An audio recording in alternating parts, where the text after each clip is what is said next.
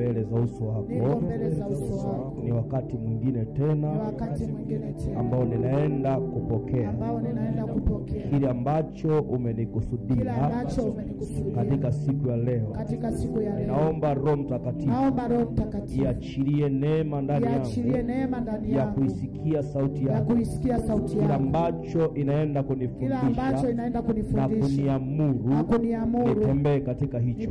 Katika jina la Yesu Kristo ninaomba na kushukuru. Amen. Bwana asifiwe. Amen.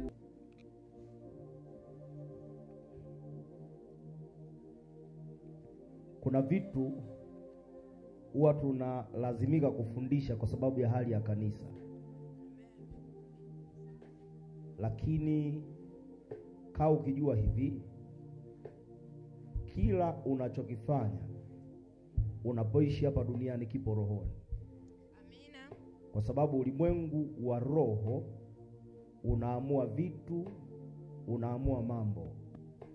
Ulimwengu wa roho ndo unaowatengeneza watu wakuu. Hakuna mtu mkuu au aliyefanikiwa utakayemuona duniani hapa kama hajahusianishwa na ulimwengu wa roho wa Mungu au wa shetani. Amen. Manake watu wakuu wenye uwezo wa kufanya vitu, wenye majina makubwa, au wenye vitu ambavyo unaweza kuwa unavitamani, unatamani kuwa kama wao, au unatamani uende kama wao, au unatamani ufanikiwe kama wao, au unatamani kuna vitu fulani uvipate ambavyo yawezekana huna sasa hivi.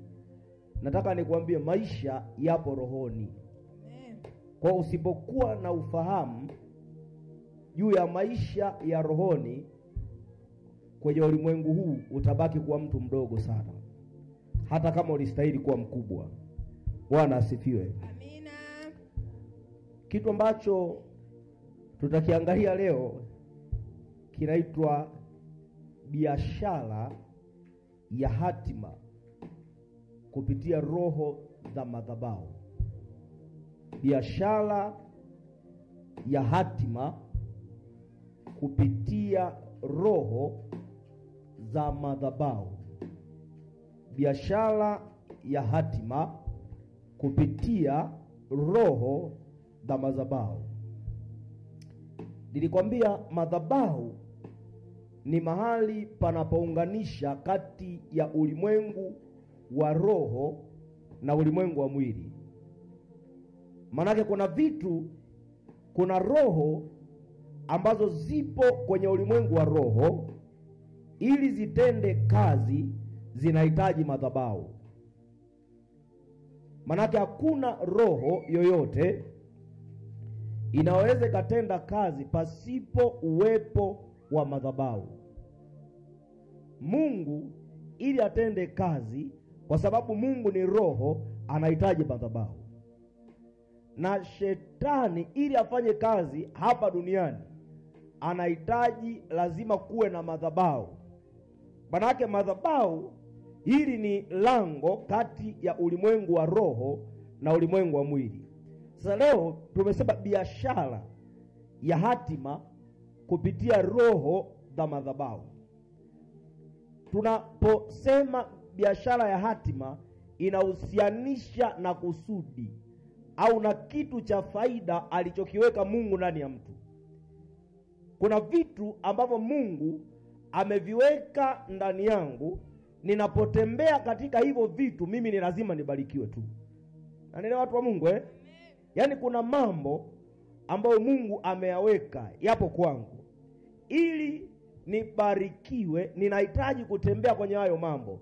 Sasa hayo mambo ninayohitaji kutembea, ninaweza nikazaliwa yakiwa yameuzwa. Mnanielewa? Ninaweza nikafanya vitu na nikawa nimeyauza mimi mwenyewe. Kwa sababu tunapozungumzia biashara ni shughuli ya kuuza na kununua bidhaa. Mwambie mwenzio biashara ni shughuli ya kununua na kuuza bidhaa au kutoa huduma kwa lengo la kupata faida kwa kufuata taratibu na sheria zilizopo. Naelewa Kwa inapozungumziwa biashara ya hatima, maana yake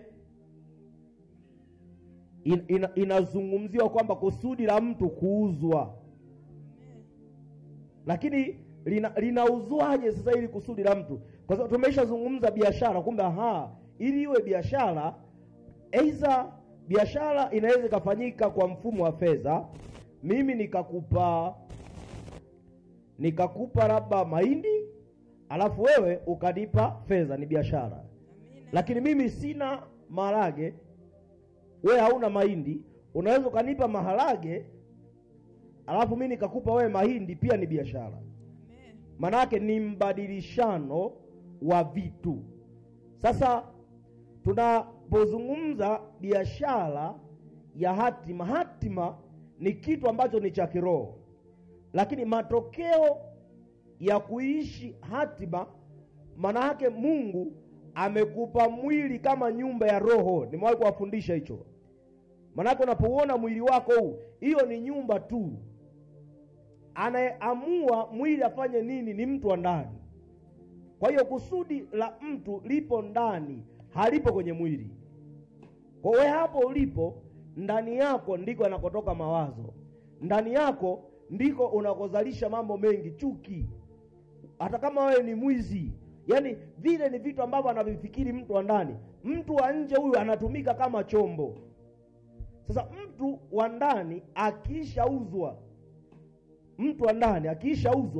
maana yake mtu wa nje hawezi akafanikiwa hata afanyeje, kwa sababu baraka ya mimi unayoniona hapa inategemea na mtu wa ndani yupo wapi. Bwana asifiwe. Amina. Bwana asifiwe. Amen. Labda niseme hivi, mimi nipo hapa na ninyi kila siku, si ndio Amen. Sitaki nikimbie, nataka niende taratibu, unielewe. Sitaki nikimbie. Mpaka hapo wangapi ambao wamenielewa? Mimi naweza nikarudia tena na tena, kwa sababu tunazungumzia biashara ya hatima. Na biashara tunazungumzia mbadilishano, na hatima tunazungumzia kusudi. Tukisema kusudi, wengine wanaita nyota, si ndio? Wala msichanganye, wengine wanaita nyota. Sasa Kiswahili chetu, hata ukisoma Biblia inasema Yesu alipozaliwa mamajusi waliona nini? Nyota. Sio nyota hizi mnazoona usiku. Waliona nyota kwa maana waliliona kusudi la Yesu. Ndio maana wakasema, yupo wapi mfalme aliyezaliwa? Tumekuja ili tumsujudie. Manake kumbe kwenye ulimwengu wa roho watu wakuu huwa wanaonekana kabla hawajawa wakuu. Inapokosekana neema ya wokovu, inapotangulia miungu au mambo fulani ya kishetani, mtu mkuu ana uwezo wa kupinduliwa akawa mtu wa kawaida.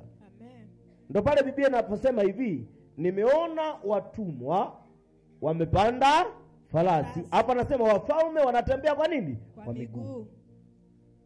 Maana yake ni hivi, kuna watu wamekalia nafasi, wamekalia viti lakini si vyao, lakini wamevikalia. Kwa nini? Wana elimu ya rohoni. Sasa haya yawezekana baada ya kuokoka, haikupaswa tuwafundishe watu, kwa sababu Biblia inasema hivi, tazama mtu akiwa ndani ya Kristo amekuwa kiumbe kipya, ya kale yamekwisha na yamekuwa mapya. Ile ni kweli. Na anasema hivi, ninyi ni uzao mteule, ni ukuhani wa kifalme, taifa takatifu, watu wa miliki ya Mungu. Maana yake kinachobadilishwa kwetu ni utambulisho. Sawa Amina. Maana yake kama ulikuwa unasomeka wewe ni raia wa kuzimu, sasa unaanza kusomeka kama raia wa mbinguni. Amen. kwa sababu umeingizwa ndani ya ufalme. Lakini kuingia ndani ya ufalme hakumuui shetani. Zile roho zipo, zinaendelea kupambana na wewe. Ndio maana Paulo akasema kushindana kwetu sio juu ya damu na nini na nyama. Maana yake baada ya kuokoka tunageuka kuanza kupiga madhabahu, kuanza kupiga yaliyokuwa yanatutesa, kuzofisha ili visiwe na nguvu ya kwenda kwa vizazi vijavyo. Kwa sababu kuna watu yeye toka anazaliwa alikabidhiwa kwenye madhabahu. Wengine tulienda huko, hebu chukua, wewe ni mganga kienyeji, wewe uliyekaa hapo, najua wewe sio mganga, sawa alafu kakuletea mtu kitoto, kakuletea kitoto labda kidogo tu, kwamba ukiwekee dawa kiwe na ulinzi, wachawi wasikabe hapo katoto. Alafu una uwezo fulani hivi wa rohoni, sawa wa kuona nyota, ukaona nyota ule mtoto ni kali. Jamani, wewe kama ni mgango na iacha kweli? Na ina faida kwako na iacha?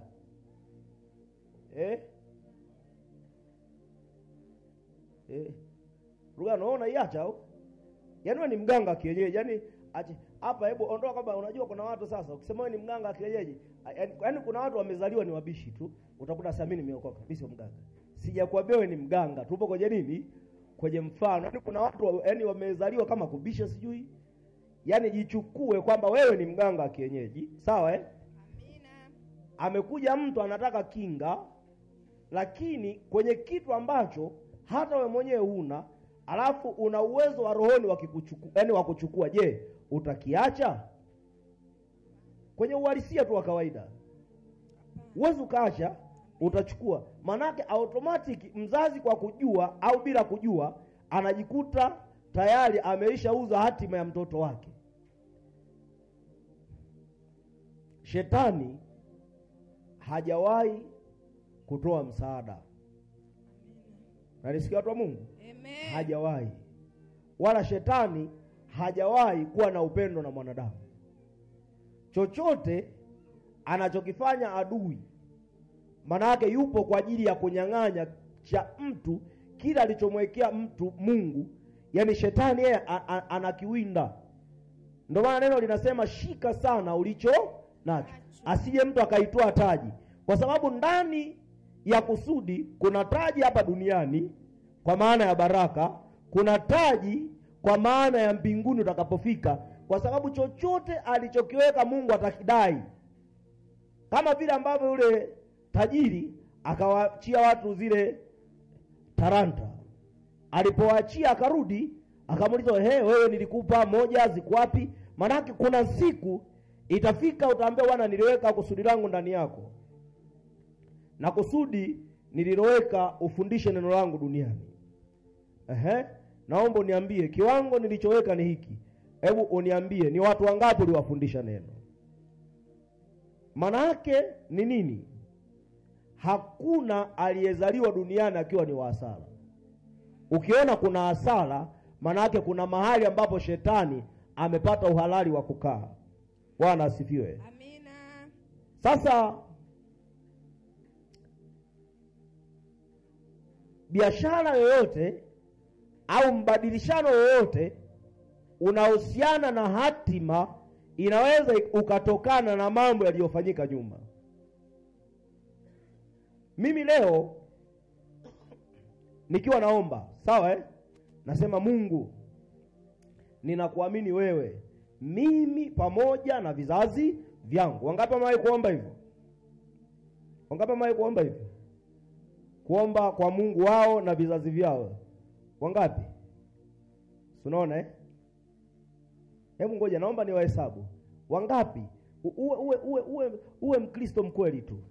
Nani anasema Mungu najikabidhi mimi na vizazi vyangu? Nani amewahi kuomba maombi ya namna hiyo? 1, 2, 3, 4, 5. Yaani katika mliopo hao ndo wazima 5, sawa Niangalieni vizuri. Mmenielewa nilichokisema au nirudie tena? Nisikilize vizuri hivi. ukisoma Biblia kuna watu Mungu anawatokea afu anawaambia mimi ni Mungu wa baba yako. Maana yake ni kile kitendo cha kusema ni Mungu wa baba yako, maana yake yule baba, sawa alivikabidhi hivi vizazi kwa Mungu. Amina. Kitu chochote usichomkabidhi Bwana, yeye kwa sababu ana vingi, yeye hahangaiki nacho. Mungu anashughulika na vile vitu ulivyomkabidhi. Kama hujamkabidhi watoto wako, sawa, wewe utamaliza safari yako, lakini hukumkabidhi Bwana watoto wako. Ndio maana nasema mlee mtoto katika njia impasa, hata iacha hata uzeni. Kumlea maana yake unamuombea. Amina. Kumlea maana yake unamfundisha. Kumlea maana yake unakuwa mfano wa maisha ambayo unayaishi. Amina. Akikuangalia wewe anasema mimi nataka kuwa kama mama, nataka kuwa kama baba. Hiyo ndio imani ambayo inakuwa ipo safi. Amina. Lakini mtoto asemi Biblia inasema, lakini akiangalia kwa baba hamna kitu. Sasa imani inarithishwa, lakini pia kuna matatizo pia yanafanya nini? Yanarithishwa. Tusome ile Petro wa kwanza sura ya kwanza 18 na 19. Petro wa kwanza sura ya kwanza 18 na 19. Biblia inasema, nanyi mfahamu kwamba mlikombolewa si kwa vitu viharibikavyo. Sema nanyi mfahamu kwamba mlikombolewa si kwa vitu viharibikavyo. Kwa fedha au dhahabu. Kwa fedha au dhahabu.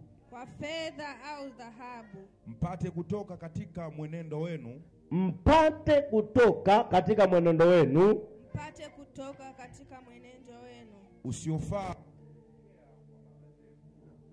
Usiofaa mlioupokea kwa baba zenu.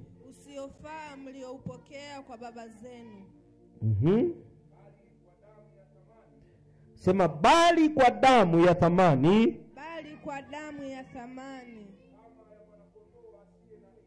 Kama ya mwanakondoo asiye na hila.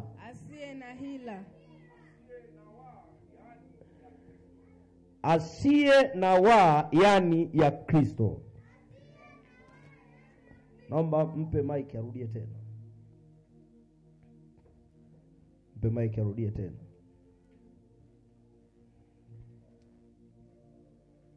Petro wa kwanza sura ya kwanza mstari wa Jamani, naomba nataka tusome taratibu. Sawa tunatafsiri neno kwa neno. Nataka tusiruke kitu. Amen. Petro wa kwanza sura ya kwanza mstari wa 18 na wa 19. Biblia inasema, nanyi mfahamu kwamba. Naomba niwasikie kwa sauti wote. Sema nanyi mfahamu kwamba. Mlikombolewa si kwa vitu viharibikavyo. Mlikombolewa si kwa vitu viharibikavyo.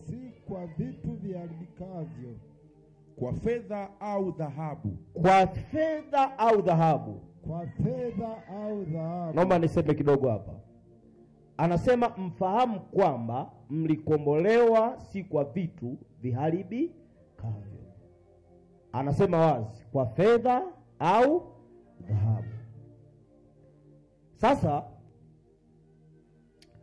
Mungu, nitakuja nifundishe siku moja. Mungu anaweza akakuchukua Rugano, sawa hapo ulipo, akakupeleka mbele, ukaenda ukaiona miaka 1000 ijayo, au ukaishi miaka 1000 ijayo, ukayasema mambo hapa ambayo yatatokea miaka 1000 ijayo. Na neno anachokiongea hicho Na ndo maana vitu vingi vinavyotokea leo duniani kuna watu waliona vikaandikwa kwenye Biblia, kwa sababu Mungu aliwaleta mpaka hizi nyakati. Na hivyo hivyo Mungu anaweza akakuchukua wewe tena akakupeleka hata miaka 1000 iliyopita, ukayaona mambo ya miaka 1000 iliyopita. Sasa anaposema mfahamu kwamba mlikombolewa si kwa vitu viharibikavyo, maana yake kumbe fedha inafanya nini? Inaharibika. Na dhahabu inafanya nini? Inaharibika. Maana yake ni kwamba hatuna ukombozi wowote unaohusiana na vitu sisi tuliokoka. Hatuna ukombozi tutakaopata kwa sababu tulitoa sadaka. Yote haya tunayafanya kwamba tunampenda Mungu. Naomba mnielewe hilo. Anasema mufahamu kwamba mlikombolewa si kwa vitu viharibikavyo, anasema fedha au dhahabu. Maana yake hata nikiwa na shida leo, mnisikilize kwa makini, hata nikiwa na shida leo, sawa watu wa Mungu, sipaswi kulipia chochote, sawa au mtu aniambie ili utoke hapo unahitaji kutoa sadaka ya ukombozi. Nimeishaambiwa nifahamu kwamba nilikombolewa si kwa vitu vinavyoharibika. Anasema ambao ametoa mfano, fedha hapa duniani ni kitu cha thamani, si ndio? Amina. Na dhahabu ni kitu cha nini? Cha thamani. Lakini anasema vitu hivi vyote vinaharibika. Kwa Mungu anataka tufahamu, cha kwanza, unapoikimbilia hatima yako lazima uelewe na asili ya ukombozi. Amen. Kwa sababu kuna wakati anaweza katokea mtu akatangaza maombi, kutakuwa na maombi ya ukombozi, njoo na sadaka. Wangapi wamesikia hayo?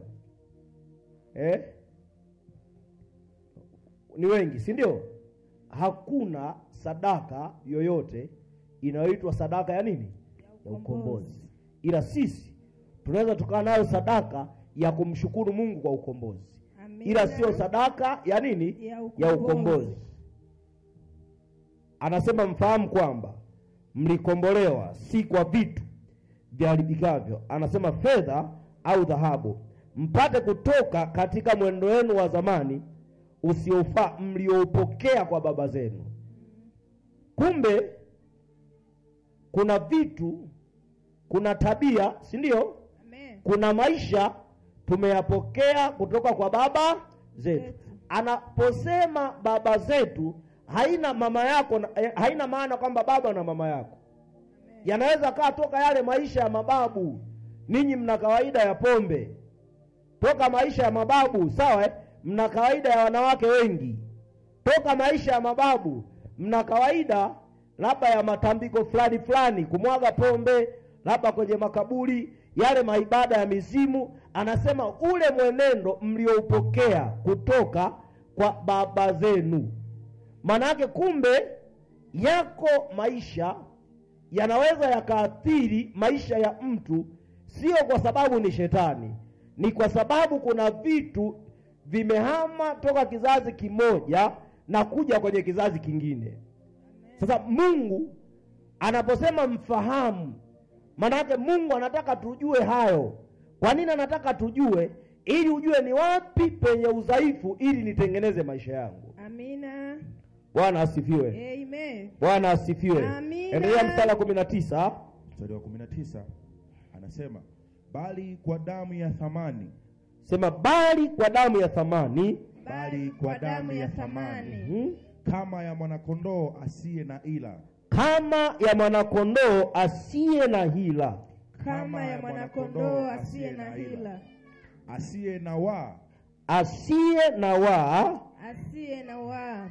Yani ya Kristo. Yani ya Kristo. Yani ya Kristo. Unaona hapa? Manake hii inaonesha wazi kwamba ukombozi wetu, sadaka pekee ya ukombozi ni damu ya Yesu.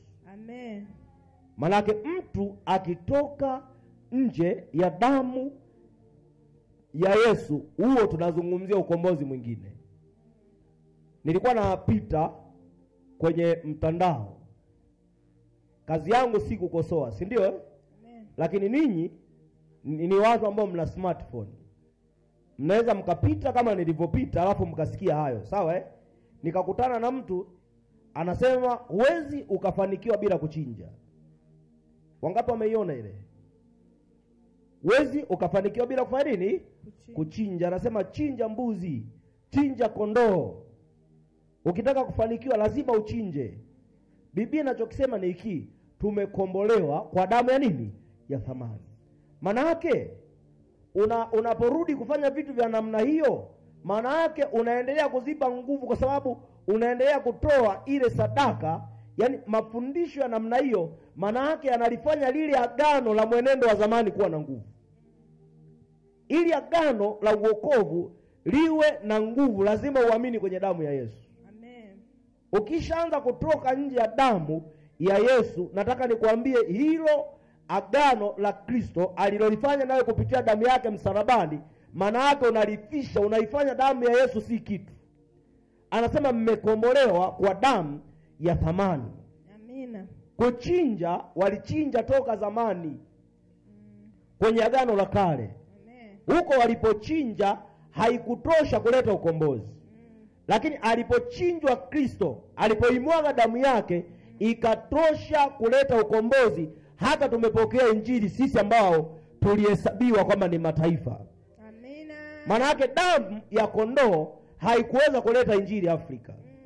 Haikuweza kupeleka injili labda Uarabuni. Haikuweza kupeleka injili India.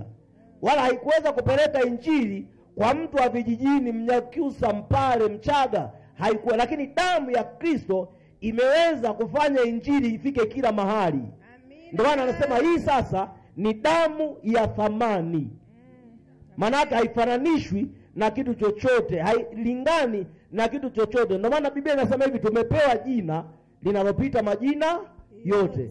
Maana yake hatuwezi tukarudi tena kwenye ibada za miungu. Amen. Hatuwezi tukarudi kwenye mambo ya zamani ambayo hayaendani na agano letu. Tunaposema ni agano jipya, ni kwa sababu ya damu ya Kristo. Amina. Agano lolote lisilohusisha damu, sawa Amen, bado halijawa agano imara. Amina. Uimara wa agano ni nini? Ni damu. Kuna uimara wa agano la uokovu ni damu ya Yesu. Sio ya kwako, sio ya kondoo, sio ya mbuzi. Amina. Kwa kuna mwenendo, kuna mambo ambayo lazima uelewe tuliyapokea. Sasa haya tuliyoyapokea, unazaliwa wakati mwingine yameishauza hatima yako. Hatima nimekuambia ni kusudi, ni utukufu, ni nyota. Amen. Sawa Amina. Zamani ukitumia neno nyota, sawa ilikuwa inaonekana kama fundisho potofu. Lakini ni vile tu tulikuwa hatuelewi kwamba nyota ni nini. Mnanielewa? Amina. Ila sisi haturuhusiwi kwenda kwa wasoma nyota. Amen. Kama unaenda labda kwa mganga, nisomee nyota yangu, hicho ni kitu kingine. Lakini kuomba kwa Mungu kwamba utukufu wangu nirudie, hiyo ni sawa. Amina. Mnanielewa watu wa Mungu? Amen. Kama hatima yangu imechafuka, nyota yangu imechafuka, isafishwe, hilo ni sawa. Amen. Kwa sababu Biblia sinasema, yani watu wangu wamepotea, wapo kwenye mashimo, hakuna anayesema rudisha. Kinachorudishwa ni hatima, ni kusudi. Amina. Kwa nini tunasema Mungu, wewe usiombe kwa Mungu akupe kusudi? Sawa Mwambie Mungu, ninaomba kusudi lile ulioliweka ndani yangu nilijue na litokee. Kwa sababu Mungu alikuleta ndani yako ukiwa na kusudi. Amina. Ni shetani sasa kazi yake anafumba macho ili watu wasione makusudi ya Mungu kwenye maisha yao. Amen. Kwa hiyo kama ukijua hivi, kuna mambo, kuna mwenendo ambao tumeurithi. Mimi nawapaka mfano huu. Yaani wote hapa fumbeni macho. Fumbeni macho. Kama kuna mtu ana mama yake ni muongo, tafakari. Huo uongo wewe huna. Kama mchoyo, sawa alikuwa na hasira. Tafakari vile vitabia tu vya mama yako. Hapo utaviona vingine vimo. Haya, fumbua macho. Anie mmeokoka, mmesafishwa kwa damu ya Yesu. Nie wote hamna kabisa matatizo. Si ndio jamani Si ndio jamani? Mimi jamani, kwa mfano mimi nataka niwape mfano. Okay, sio mbaya, wakati mwingine mifano halisia ni mizuri.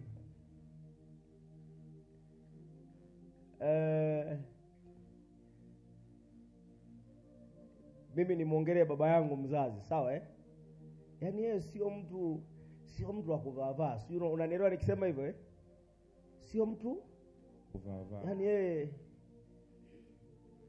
siku hizi kidogo kwa sababu ya watoto, baba hilo shati kubwa na nini, labda ndio mabadiliko yanakuwa kumbe kubwa Yaani manake hata akivaa shati likiwa kubwa hivi haoni shida. Sio, unanielewa Sasa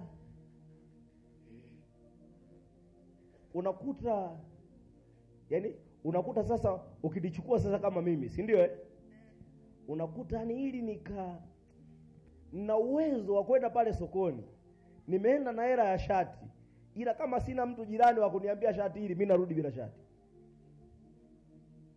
Sijui kama unanielewa. Yaani nguo nzuri nazionaga watu wakivaa tu, ila nikienda mimi dukani sioni. Sasa mchukue mwingine mpeleke dukani, anasema na hii mpaka anataka duka zima huyu. Nanielewa? Kuna tu vitu fulani ni twaurithi. Sawa watu wa Mungu Kuna vitabia fulani ni vya nini? Ni vya urithi. Unakuta vipo kwenye maisha ya mtu. Hakuna jambo linaloibuka from nowhere. Kila jambo linaibuka lina uhalali wa kiroho. Ulimwengu wa roho unaendeshwa kwa kanuni ya sheria ya rohoni, ambayo inaitwa spiritual legality. Manake kuna sheria ya rohoni inayoendeshwa kule kwenye ulimwengu wa roho. Kwa mfano, manake nikisema sheria ya rohoni, manake kuna vitu vya kiroho vinatoa uhalali wa hayo mambo kuvamia maisha yako. Shetani hakurupuki. Unanielewa watu wa Mungu? Amina. Shetani hakurupuki. Mimi naambia shetani hakurupuki. Mambo mengi yanayotesa watu ni mambo ambayo yana uhalali. Na ndio maana ukiangalia majibizano ya Ayubu ya Mungu na shetani wakati wa Ayubu, alikuwa anamwambia umemzunguka pande zote.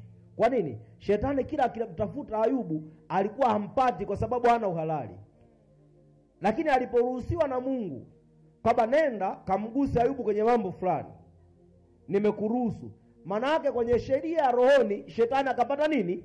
Uhalali. Sasa na sheria ya rohoni ambayo tunaiangalia hapa ni moja, ile ambayo kuna vitu vipo kwenye maisha yetu kwa sababu vina uhalali kwa sababu ya mambo ya kimadhabahu au maagano ambayo yalifanyika. Na shetani akitaka kumwangusha mtu aliyeokoka, sawa au hajawahi kumwangusha kwa dhambi mpya, yale ya zamani ndo anakuletea, kwa sababu anajua kila familia ina udhaifu hapa. Shetani anajua. Yaani shetani anajua kabisa hii familia hii hapa ni hasira. Hii hapa ni hasira tu. Ukitaka kumpata huyu, shetani anajua udhaifu wa hiyo familia wanawake. Manake kuna mambo ya kimaagano, kwa mtu anaweza kaa na huduma nzuri lakini ikifika kwenye eneo la wanawake hawezi kukimbia. Mnaelewa vizuri? Amina. Mtu anaweza kaa ni mtumishi mzuri lakini akiuziwa hasira anayokuwa nayo, bora mtu ambaye hajaokoka. Kwa nini? Shetani anajua udhaifu wa kila familia. Nisaidie kusoma ile Wakorintho wa kwanza 6:20. Wakorintho wa kwanza 6:20. Wakorintho wa kwanza 6:20. Biblia inasema, maana mlinunuliwa kwa thamani.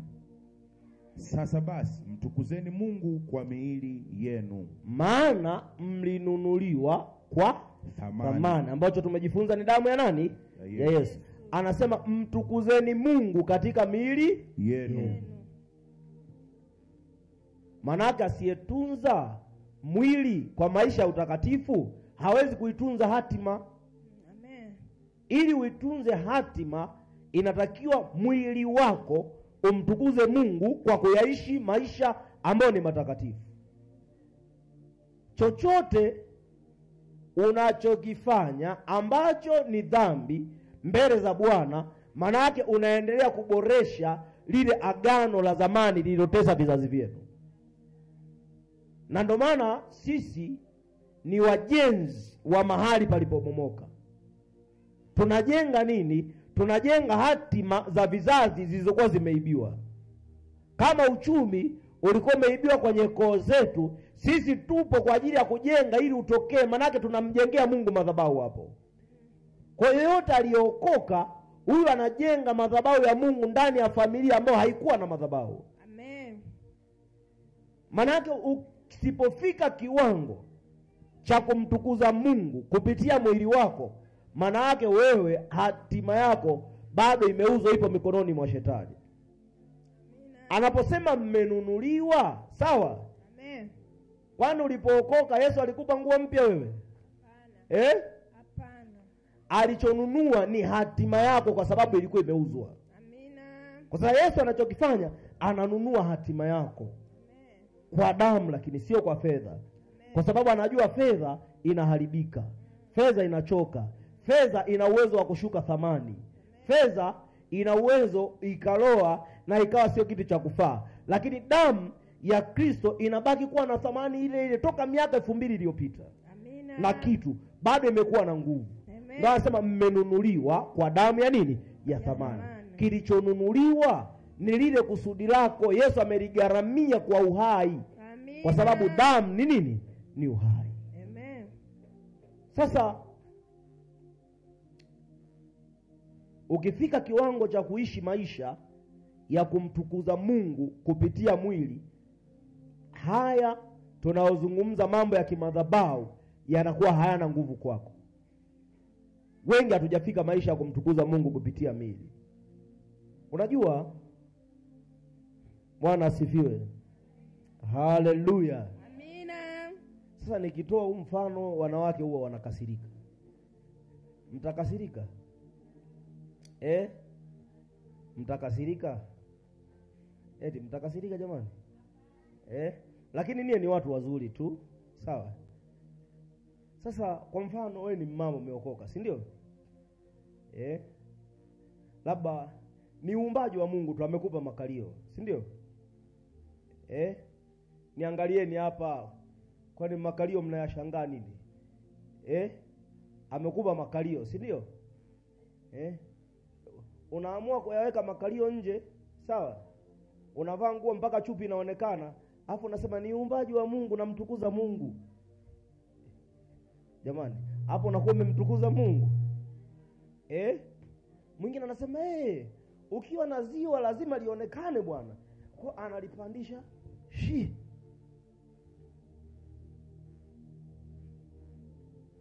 Tofautisheni tabia za kikahaba na kumtukuza Mungu. Amen. Amen. Hayo mambo ni mawili tofauti. Unajuaje kama huyu ni trafiki? Nini kinamtambulisha trafiki? Mavazi yake. Unaweza ukachanganya trafiki na mwanajeshi? Hapana. Unaweza ukachanganya mwanajeshi na askari? Hapana. Kwa lazima tukubali mavazi yanatambulisha kwamba huyu ni nani. Amen. Bwana asifiwe jamani. Amen. Bwana asifiwe. Amen. Haleluya. Amen. Yaani hapa inabidi ni kazi haleluya, maana wanawake bwana wana matatizo bei. Ukashangaa mnanuna hapa, mnaondoka na visirani, neno la leo. Nakwambia hivi, kama unaweka makalio nje ni marufuku. Amina. Mtukuzeni Mungu kwa miili yenu. Mtukuzeni Mungu kwa miili yenu. Sasa siku hizi unajua okay, lakini ngoja tuache. Bwana asifiwe. Amen. Nachotaka kusema kuna mambo unaweza kuwa unayafanya, lakini kumbe unaruhusu kuendelea kuvamiwa na nini? Na madhabahu za giza.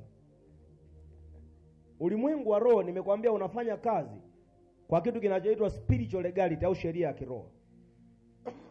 Andika hivi, sheria ya rohoni ni misingi ya haki. Sheria ya rohoni ni misingi ya haki katika ulimwengu wa roho zinazokuwa na uhalali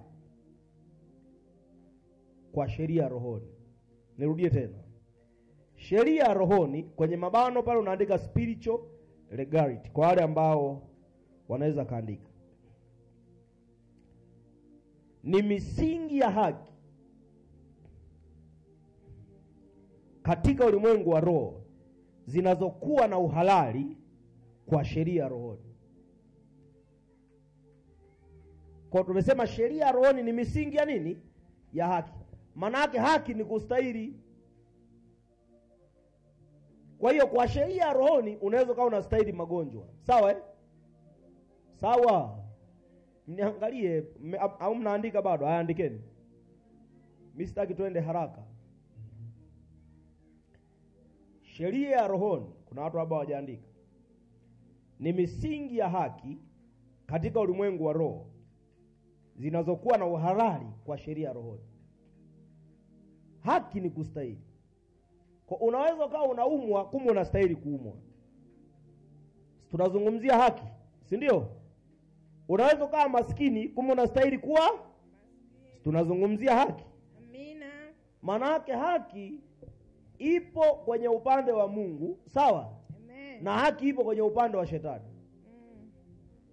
Kuna vitu anavifanya adui kwa sababu anajua hivi ni haki yangu, na stahili mimi, nilikabidhiwa huyu mtoto. Nikupe ushuhuda mmoja hivi. Iliwahi kutokea kesi fulani. Yani ni mdogo wangu niseme, sawa eh? Amekuja ni mjamzito, sawa eh? Alafu amepata shida ya mapepo. Alafu anasema sisi huyu hatutaki azae, wala hatutaki awe na mume. Hivi nani ni tuliomba naye? Wewe ulikuwa mambo mangapi hayo? Hatutaki azae na awe na nini? Na mume. Kwa sababu huyu sisi tulikabidhiwa na tumekuwa naye toka akiwa mdogo, tumekuwa naye. Sisi ndo tumemlea huyu. Naelewa vizuri? Amina. Muulize mwenzio, vipi ndugu yangu, hauna mume wewe? Mwangalie. Awe blani, usiulize mwanaume hilo swali. Wewe wanawake, muulize mwenzio, muulize hauna?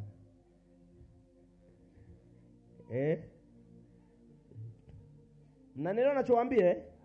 Kuna vitu watu wanakataa tu. Watu wanafanya nini? Wanakataa, lakini wanakataa ni watu wajinga tu. Lakini ukweli kabisa mambo yapo. Mtu anakataa lakini vipo. Sawa, sisi tulikabidhiwa. Na ukiomba, havitaki hata kutoka. Kwa nini havitaki kutoka? Vinaona ni halali, ni haki. Manake kwa wao, kama ule mtoto asingezaliwa, angekufa. Kama kuna makabidhiano hayo ya kiroho, hata kama alifanya mzazi, sawa eh? Amen. Tayari vile vitu vina nini? Vina haki. Ndio maana vikajitokeza, ndio maana vikaibuka. Lakini mpaka vinajitokeza ni kwa sababu ya neema ya Mungu. Amen. Ndio maana wengine unakuta labda anapita kwenye shida, akienda hospitali haoni tatizo lolote, lakini hapati mtoto. Ila akienda hospitali haoni tatizo lolote, lakini mtoto hapati. Nimekwambia sheria ya rohoni inatenda mambo kwa nini? Kwa haki. Kwa ulimwengu wa roho unajua kwamba nina haki au hapa sina haki. Kwa ulimwengu wa roho unatenda kazi kwa kanuni. Ulimwengu wa roho wala ukurupuki. Kwa hiyo andika hivi, sheria ya rohoni ni kama katiba ya kiroho. Sheria ya rohoni ni kama katiba ya kiroho inayosimamia sheria ya rohoni, naenda taratibu sana leo, kwa sababu hapo mbele kidogo, ili somo linavyoendelea mbele, sawa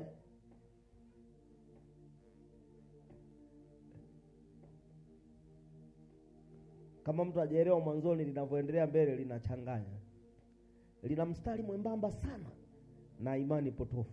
Nirudie tena mnanisikia Kwa mtu inatakiwa aelewe vizuri, sawa watu wa Mungu? Kwa naenda pole pole, ili atakitokea mtu mwingine na wewe unamsaidia, lakini pia ujisaidie wewe mwenyewe kwa kujiombea mpaka uhakikishe kuna vitu unavivuka. Amina. Unajua, ngoja niwaambie, jambo lolote lisilo na uhalali la kiroho, sawa iwe ni ugonjwa, mnisikilize vizuri iwe ni laana fulani inatembea kwenye familia, ukitaka kujua kuna sheria ya rohoni inatenda kazi, unashangaa kuna jambo unafunga kabisa hivi, na Mungu anakuonyesha kabisa umetoka, alafu hilo jambo baada ya muda linakutandika tena. Mnanielewa ninachokisema? Yaani umefunga, umeomba, umejitahidi, lakini unashangaa baada ya muda jambo lile lile linarudi tena, na zaidi ya pale, yani cha kuelewa tu kuna sheria nini ya rohoni. Sasa lengo letu ni kuja kujua namna gani tunaweza tukaivunja hii sheria ya rohoni ili hivyo vitu visirudi. Amina. Na nisikia watu wa Mungu, kwa hiki tunachokiweka ni msingi. Lengo sio umfahamu shetani. Lengo tulisema tutakuwa tunajifunza vyanzo vya matatizo, si ndio? Kwa tutashughulika na hiki, tutashughulika na kile, lakini lengo mwisho wa siku wote hapa tuwe washindi kwenye hatima zetu. Amina. Kwa sheria ya rohoni ni kama katiba.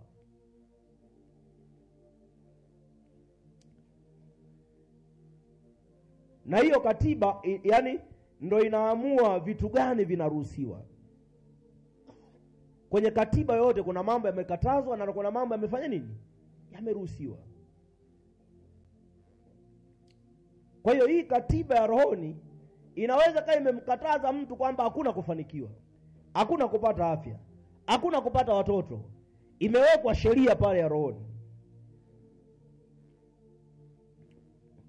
Kwa hiyo unapoona jambo limetokea duniani, jua kwamba huko kwenye ulimwengu wa roho limeisha ruhusiwa, liwe la kimungu au liwe la kishetani. Mambo yote yanaanzia kwenye ulimwengu wa roho, lakini kuna sheria inayoongoza ulimwengu wa roho. Kwa tunaposema sheria ya rohoni, elewa hiyo ni katiba ambayo ipo kwenye ulimwengu wa roho. Sasa Mungu, unajua, ngoja niwafundishe kitu. Shetani ana wivu. Shetani ana wivu. Mwambie mwenzio shetani ana wivu. Mwambie mwenzio shetani ana wivu. Shetani ana wivu. Mwambie mwenzio shetani ana wivu. Shetani ana wivu. Mwambie tena. Shetani ana wivu. Yaani mtoto yoyote akizaliwa hapa duniani, Mungu anampa malaika. Huyo malaika, leo nitasema tu na kusoma maandiko kidogo, afu baadaye nitakuja nifundishe na kuaje. Sawa Amen. Kazi ya malaika ni kumlinda huyo mtoto. Kazi ya malaika ni kufanya vitu fulani mtoto atakuwa salama. Simewahi kuona watoto wanaokota vitu wanakula? Amen. Jichanganye wewe kula. Unanielewa Kwa kuna mtu unaweza kukuta ule malaika wakati unaona kitoto kinakula vumbi, nakuta malaika alishapuliza wadudu zamani. Sasa wewe mwenye akili zako kale, uliyetendaga dhambi ukamfukuza na malaika kaondoka, hata kama yupo anaandika tu dhambi zako tu. Yaani kuna wengine malaika anaandikaga dhambi, amnaga matendo mema. Mnaelewa vizuri Amen. Kwa mtoto yote anapozaliwa, Mungu amwachi hivi idol. Yaani amwachi hivi Yaani nataka niwaambie, ni kila mtu aliyezaliwa Mungu amemwachia na malaika. Amen. Yaani yoyote, nimesema yoyote, awe yupo kanisani, awe hayupo wapi? Kanisani. Yaani ili mradi amezaliwa, Mungu anampa na malaika wake. Amen. Tusome kile kitabu cha Mathayo sura ya 18:10. Tupo kwenye sheria ya rohoni. Sema, angalieni msidharau mmojawapo wa wadogo hawa. Msidharau mmojawapo wa wadogo hawa. Kwa maana nawaambia ya kwamba malaika wao mbinguni siku zote utazama uso wa Baba yangu aliye mbinguni. Turudie tena. Sema, angalieni msidharau mmojawapo wa wadogo hawa. Kwa maana nawaambia ya kwamba malaika wao mbinguni siku zote utazama uso wa Baba yangu. Utazama uso manake wanaomba. Menelewa? Wanaomba nini? Wanawaombea hao watoto kwa sababu hawana uwezo wa kuomba. Amen. Ndio asema wanautazama uso wa nani? Wa Baba yangu. Kwa hiyo kwenye kanuni, kwenye ile kanuni ya rohoni, sawa watoto wana malaika. Kwa mimi nikienda nikichukua kiilizi, si ndio? Nikamwekea mtoto tafsiri yake, nimemuuza. Akachukua ulinzi sehemu nyingine, nimeuza hatima ile. Na ndio maana sisi jamani, sisi hatuvai kitu chochote cha kutulinda. Amen. Sio mkufu wa dhahabu kwa ajili ya ulinzi, si ndio? Amina. Sio maji ya upako, sio sijui labda msalaba ujibandike hapa kichwani. Sasa msalaba wenyewe umeenda kuchonga kwa fundi hajaokoka. Jamani, kuna mahali panafanyika uchawi kama makaburini. Eti kuna mahali wataenda kufanya uchawi zaidi kama makaburini. Ile misalaba ile wachawi wanaiogopa. Hapana. Kwa Mungu asipokuwepo ndani yako, mambo yote ni bure kabisa. Hakikisha Mungu yupo ndani. Amina. Hakikisha Yesu anaishi. Amen. Unatembea na Yesu. Amina. Mtu wa maombi, unatambua nafasi yako. Amen. Sawa mtu wa Mungu Amina. Kwa anasema malaika wanautazama uso wa Baba. Kwa katoto kachanga ulikokashikilia hivi, sawa wewe elewa kwamba kuna malaika na kalinda. Amen. Usijichanganye na mambo ya miungu. Usijichanganye.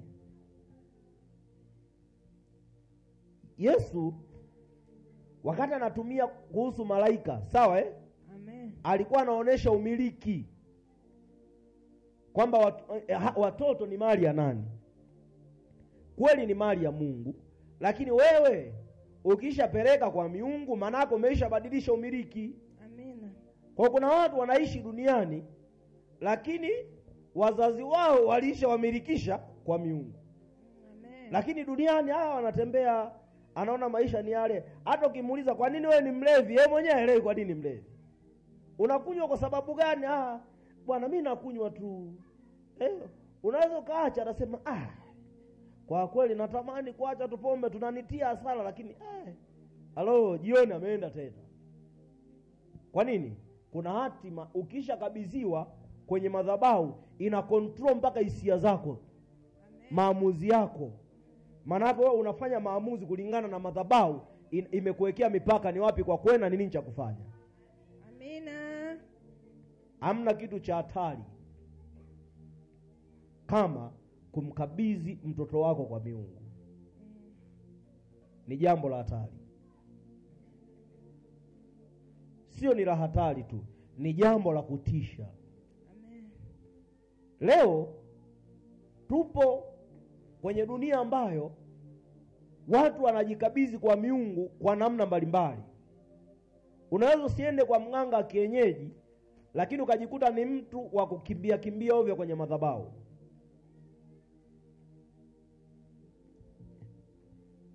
Bwana asifiwe. Amina.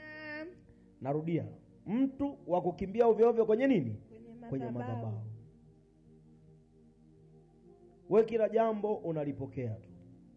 Mungu anakutaka wewe umjue ili ujue hii madhabahu ni ya Mungu au ni ya shetani.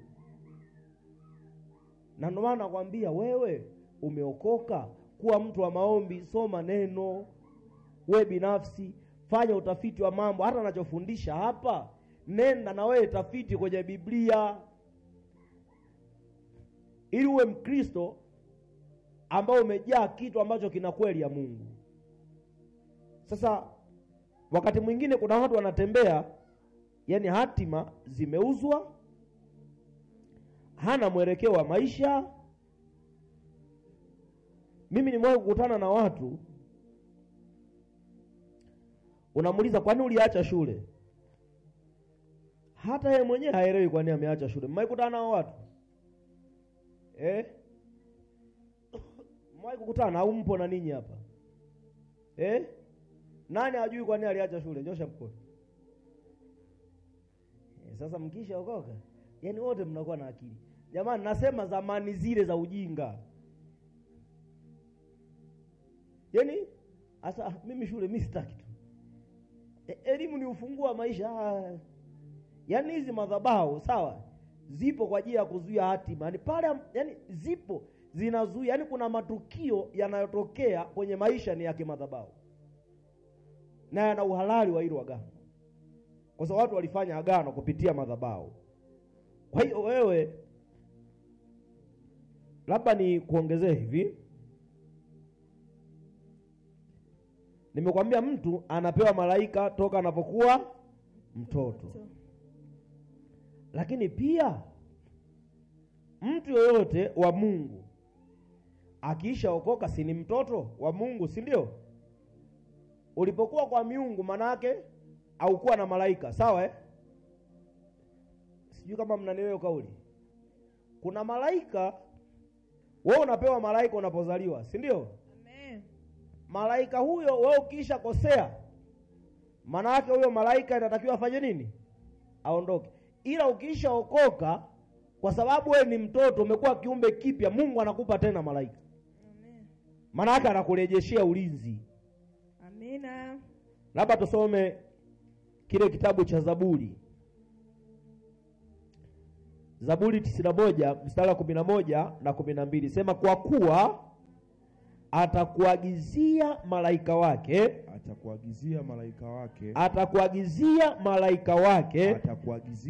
wakulinde katika njia zako zote.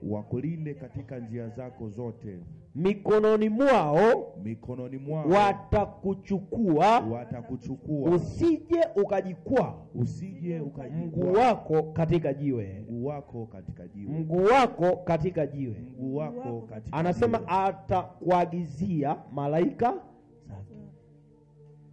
Anasema wakulinde kwenye njia zote.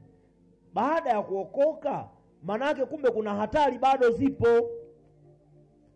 za kimadhabahu, kuna vita bado vipo. Sasa kwenye hivyo vita anasema yeye anakuagizia malaika wakulinde kwenye njia zote. Anasema mguu wako usije ukajikwaa katika jiwe. Ukisoma kitabu cha Waebrania ile sura ya 1 mstari wa 14, sema je, hao wote si roho watumikao wakitumwa kuwahudumia wale watakaorithi wokovu? Bwana asifiwe. Amina. Wanatumwa kuwahudumia watu watakaorithi nini? Wokovu. Ukilifuatilia kanisa la kwanza la kitabu cha Matendo ya Mitume, lilikuwa linaamini sana kuhusu malaika. Na ndio maana lilikuwa na utendaji wa nguvu za Mungu. Amen. Malaika hachukui nafasi ya Roho Mtakatifu. Sawa Amina. Roho Mtakatifu anakaa ndani. Amen. Wao malaika wanakuwa kwa njia waingi ndani yetu. Yaani inakuwa kama unavyoona kiongozi fulani yuko na bodyguard anamlinda. Sawa Amen. Ukiangalia kwenye kitabu cha Matendo ya Mitume kwenye kitabu cha Matendo ya Mitume ile sura 12 utasoma mwenyewe 45 mpaka 43. Okay, sura 12 15 mpaka 13. Lakini okay, naomba tu tusome. Sema naye alipobisha kilango, mlango nafikiri. Kwani imeandikwaje? Kwangu imeandikwa kilango cha lango. Kwani imeandikwaje? Matendo ya Mitume ngapi? 12. Mstari wa? Kuanzia mstari wa 13. Naomba usome Elia kwako hapo, Naye alipobisha kilango cha lango. Aha, naye alipobisha kilango cha lango. Sema naye alipobisha. Naye alipobisha Kilango cha lango. kilango cha lango. Kijakazi. Kijakazi. Jina lake Roda. Jina lake Roda. Akaja kusikiliza. Akaja kusikiliza. Alipotambua sauti ya Petro. Alipotambua sauti ya Petro. Hakulifungua lango. Hakulifungua lango. Kwa ajili ya furaha. Kwa ajili ya furaha. Bali alipiga mbio akaingia ndani akawaambia kwamba Petro anasimama mbele ya lango. Wakamwambia una wazimu. Lakini yeye akasisitiza akasema ya kwamba ndivyo ilivyo. Wakanena ni malaika wake. Mnaelewa hapo Mnaelewa hapo Amen. Mtu aliokoka sio mdogo. Amina. Sawa Amen. Huyu ni Petro. Wakati huo kanisa linaomba, Petro yupo gerezani. Sasa alipotolewa kule gerezani, amegonga mlango, kijakazi, mfanyakazi wa ndani, anawaambia Petro yupo nje, wanasema huyo ni nini? Ni malaika wake. Manake kumbe tuliokoka tunaye malaika. Na ambaye hajaokoka sasa ni kinyume chake. Sawa Anakuwa na roho nyingine ambayo sasa ina control maisha yake pia. Lazima uelewe kama kuna malaika amepewa kazi ya kukulinda, sawa Elewa pia unapotoka nje ya Mungu kuna pepo linapewa kazi ya kuendesha maisha yako. Na ndio maana Biblia kwenye kitabu cha Mathayo 15, Mathayo 12:43 mpaka 45. Sema pepo mchafu amtokapo mtu hupita mahali pasipo maji, akitafuta mahali pa kupumzika asipate. Halafu husema nitarudi nyumbani kwangu nilikotoka. Sikiliza hii kauli. Pepo huyu ametoka kwa mtu, lakini bado anasema nitarudi wapi? Nyumbani kwangu. Maana yake Mungu amemweka malaika special kwa ajili yako. Lakini shetani pia ameliweka pepo special kwa ajili yako. Anaweza kaweka pepo special kwa ajili ya taifa. Anaweza kaweka pepo special kwa ajili ya ukoo. Na ndio maana niliwapa mfano siku moja, ukienda kwa watu wa pwani hawafanani na watu wa Mbeya. Mtu wa pwani Tanga labda huko, si ndio? Wangapi wanatoka Tanga hapa? Mbarikiwe. Nyosha. Ampo, si ndio? Ukisikia huko wanakuambia bwana, yaani ukiwa Tanga kule utaoga maji siji yanairiki. Simewahi kusikia hiyo au? Maji yanairiki.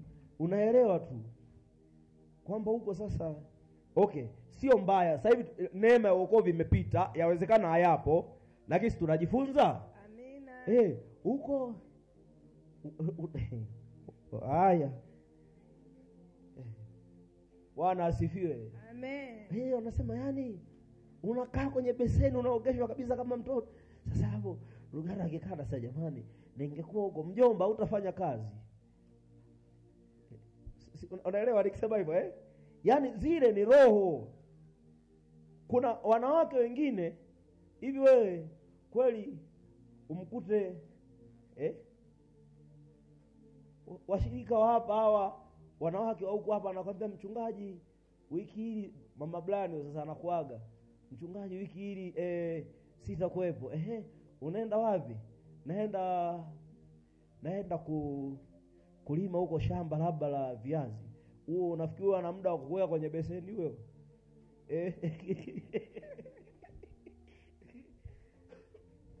Bwana asifiwe. Ana muda wa kuweka kwenye beseni? Yaani kule anakuwa na muda wa kuweka kwenye beseni kwa sababu kuna roho fulani imewekwa kule kwamba wao yani wamewekwa kuwa busy na vitu fulani kwa hawezi kufanya kazi. Ndio maana unakuta wao wamejichora chora tu, wamejichora chora, akienda huko kuchukua vitu amenunua tu mashanga. Haleluya. Haleluya. Amen. Haleluya. Amen. Sema Yesu ni Bwana. Yesu ni Bwana. Kuna sasa usiniulize niliyaona wapi. Pumbavu. Bwana asifiwe. Amen. Lakini Bwana asifiwe. Amen. Lakini ukienda mwingine sasa umwambie eti uvae shanga, haelewi. Unanielewa? Ataona zinamuumiza hizi. Lakini mwenzio siku moja nikakutana na mtu mmoja alikuwa ameokoka zamani, afu ameacha wokovu. Nikamuuliza, bwana ndugu yangu, maisha yako yanaendelea sasa? Kaka, kurudi kwa Yesu natamani, lakini kuna mwanamke amenikamata. Nikamwambia hebu tukae kwanza tuongee. Tukakaa. Anapoanza kuongea, anapoanza kuongea unakuja kugundua jamaa toki. Baadaye nikamwambia, sasa mtumishi, mimi nitazidi kukuombea, naomba niende maana hata cha kushauri sita. Anaanza kaka. Anasema kama wewe unaamini una Yesu kweli, mimi ninavyomjua mke wangu sio mchoyo. Huyu aliyemkamata, sawa nikupe umjaribu tu uone kama utarudi kanisani kutubu. Sasa huyu hajavamiwa na pepo? Hajavamiwa na pepo? Amevamiwa. Sijui mnanielewa? Amen. Maana yake hizi roho ukienda, mimi nawapaga mfano ili muelewe kwamba tunadili na nini, sawa Amen. Ukienda ukisikia mtu labda amejinyonga kwa haraka tu hapa Tanzania, wewe utaona ni kabila gani? Yaani tufanye sasa, tunasema jamani kuna mtu kajinyonga Dar es Salaam. Tunasema jamani atakayepatia kusema aliyejinyonga ni kabila gani? Wewe unafikiri kwa haraka mtu atasema Mnyakyusa? Hapana. Atasema ni Msavu? Hapana. Atasema ni Mchaga? Hapana. Atasema ni nani? Muhehe. Lakini jamani ukiangalia roho za kujinyonga kweli. Kuna siku mimi nimekaa polisi pale, tulikuwa na issue fulani hivi na Brian. Issue yetu fulani. So naikumbuka Brian.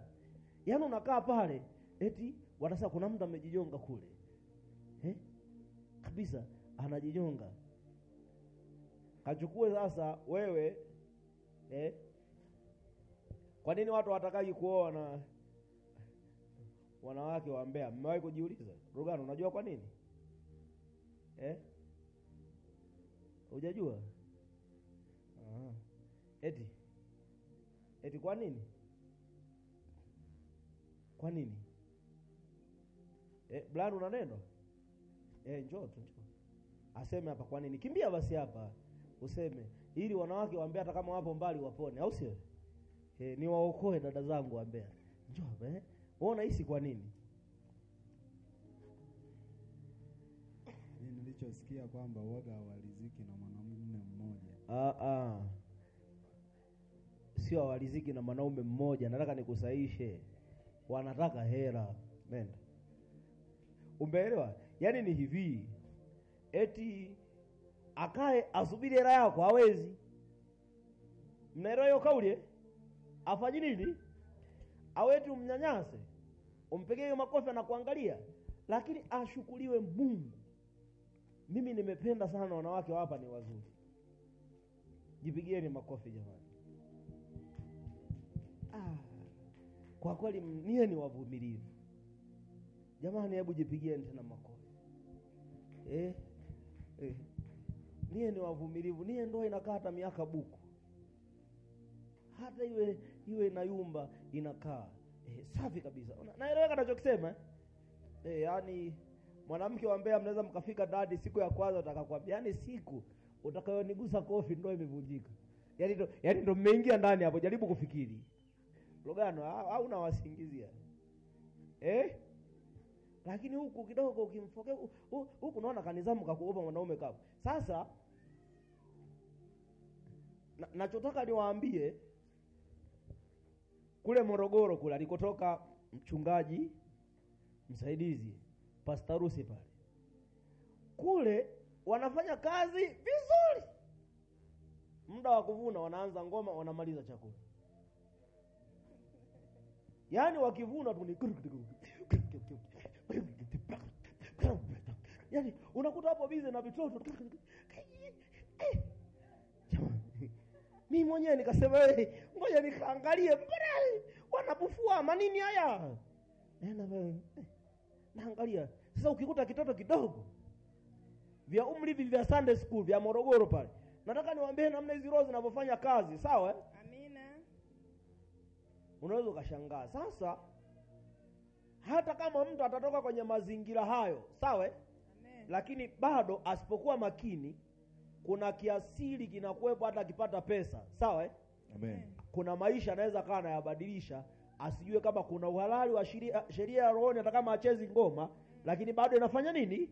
Kazi. Ndo hapo hawezi kutunza hata akiba. Amen. Nimewatukana au nawafundisha? Natufundisha. Nimewatukana au nawafundisha? Natufundisha. Sijui kama mnanielewa watu wa Mungu. Amen. Yaani navyowaambia hivi ni kama vitu vya kawaida kwa sababu vimezoeleka kwenye maisha, lakini sio vitu vya kawaida kwa sababu kuna roho zinazotenda kazi, zinafanyia kazi hayo. Siku moja nikiwa niko huko ukanda wa kina Mama Masa huko, mimi nipo kwenye nyumba yangu, nasikia lambalamba wanapita. Niye mnawajua lambalamba ni? Wangapi wanajua lambalamba? Nyosheni mikono. Sasa mimi akaniambia bwana, akaniambia tu mfanyakazi wangu, blaza samani, leo lambalamba wanapita kila nyumba. Nikamwambia nitashukuru sana, mimi nikijua scream za Balesa. Nikasema nitashukuru sana, lambalamba zinapita kila nyumba. Nikasema huko kweli kuzuri. Wanatubitishia lambalamba hizi. Kwa nikatulia. Baadaye nasikia kifilimbi. Wamefika nyumbani kwangu. Cha kwanza wananidai mchango 5,000. Nauliza mchango wa nini? Tutoe uchawi. Ikabidi nimuulize nani ameweka. Aliyeweka uchawi nani kwangu? Nani? Si kama unanielewa? Lakini yote hayo yanafanyika wakishavuna. Kwa nini wasifanye kabla ya mavuno? Si unaelewa Au muda wa kupanda. Yaani ukiangalia lambalamba wamekuja wamevuna. Ngoma zimekuja wamefanya nini? Vishenene vya kipumbavu wamevuna. Mimi nataka nikwambie hata kama huyo mtu atatoka kwenye eneo hilo, sawa? Akienda kuishi mahali pengine, kuna kakitu fulani hivi katakuwepo, ni ile roho inamuendesha. Sasa tunapookoka lazima tujue namna ya kupambana na hizi roho. Anasema pepo mchafu amtokapo mtu, anasema nitarudi kwenye nyumba yangu. Kwa magonjwa, umaskini ni uchafu. Na vitu vyote vinavyofanana na hivyo ni nini? Ni uchafu. Sasa wewe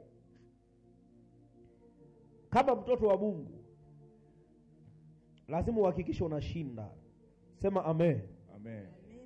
Sema amen. Amen. Sema amen. Amen. Nasema lazima uhakikishe unafanya nini? Unashinda. Tutakapo kutana wakati mwingine kwenye ibada nyingine, tutaanza kuzungumza rasmi kuhusu roho za familia. Sawa Amen. Kila mtu inapaswa atambue kuna roho gani ipo kwenye familia yake, alafu amwambie Mungu ninachomoka kwenye hayo. Amen. Amen. Lakini tunaposema roho za familia tunazungumzia ni zile ambazo zinafuatilia damu ya ukoo, zinajua kuhusu historia ya familia, zinahifadhi mfumo wa maisha ya familia, zinahakikisha hakuna anayevuka kiwango cha familia. Kwa tutaanza kuangalia kwa umakini. Alafu tutaanza kuangalia na madhabahu zinavyotenda kazi. Namna gani madhabahu inaweza ikasema alafu ikayaathiri maisha hata ya vizazi 4 5 vijavyo. Vitu vyote hivyo sasa tutaanza kuviangalia kwa undani. Amen. Amina. Naomba hapo ulipo inamisha kichwa chako. Leo tutamshukuru Mungu. Ukiwa umekaa hapo tu, tutamshukuru Mungu kwa utangulizi wa somo. Alafu tunapokuja kwenye session zijazo, sasa tutakuwa tunajifunza na tunaomba.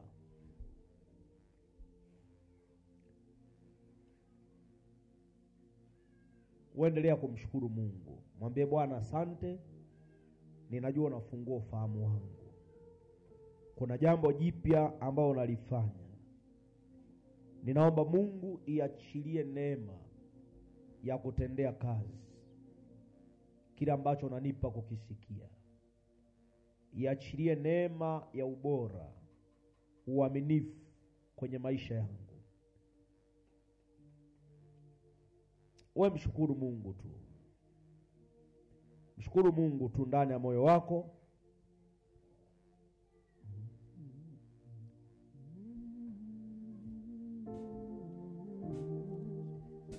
Wewe ni Mungu wetu.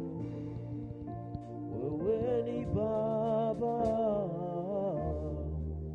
Wewe ni Mungu wetu. Wewe ni Baba yangu, wewe ni Mungu wangu, Baba wa hatima, Baba wa mababa. Wewe ni Baba, wewe ni Mungu, wewe ni Baba yangu, ninakutegemea. Wewe ni Mungu wangu, nimekwamini Bwana. Wewe ni Baba, wewe ni Mungu.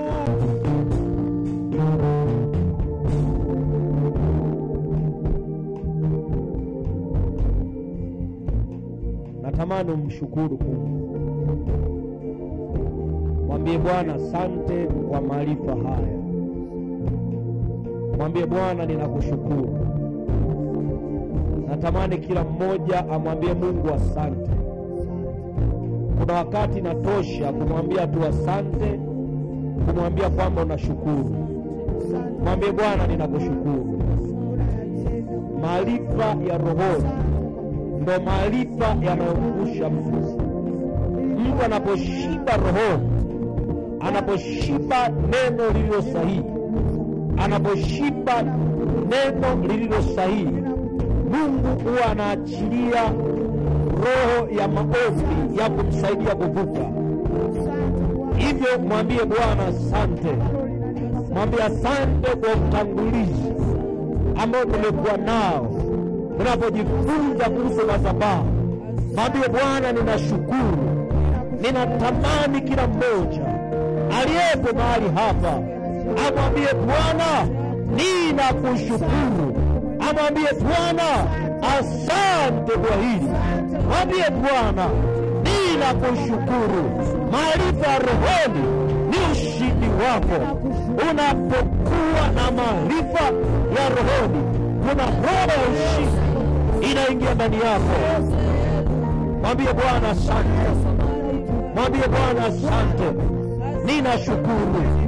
Ninashukuru. Ninashukuru. Mwambie Bwana ninakushukuru. Pokea heshima. Pokea heshima. Mwambie Bwana asante. Asante Mwokozi. Asante Mwokozi. Asante Mwokozi. Asante Mwokozi. Tunakushukuru Bwana. Tunakushukuru Mwokozi. Tunakushukuru Mfalme. Tunakushukuru Jehova. Asante kwa neno lako. Asante kwa maarifa haya. Asante kwa ufunuo wako. Tunakushukuru Bwana. Tunakushukuru Yesu. Tunakushukuru Mwokozi. Pokea heshima. Pokea shukrani. Pokea sifa. Pokea utukufu. Maana unastahili kupewa sifa. Maana unastahili kuinuliwa. Ninalonipa kusogea mbele. Ninaloachilia watu wapya. Asante Roho Mtakatifu. Ninakushukuru Bwana. Ninakushukuru Mwokozi. Ninakushukuru Jehova. Pokea heshima. Pokea shukrani. Pokea utukufu. Maana unastahili kupewa heshima. Asante Mwokozi. Asante Roho Mtakatifu. Asante Mungu wa uwezo. Asante Mungu wa rehema. Asante Bwana mwenye upendo. Unastahili heshima.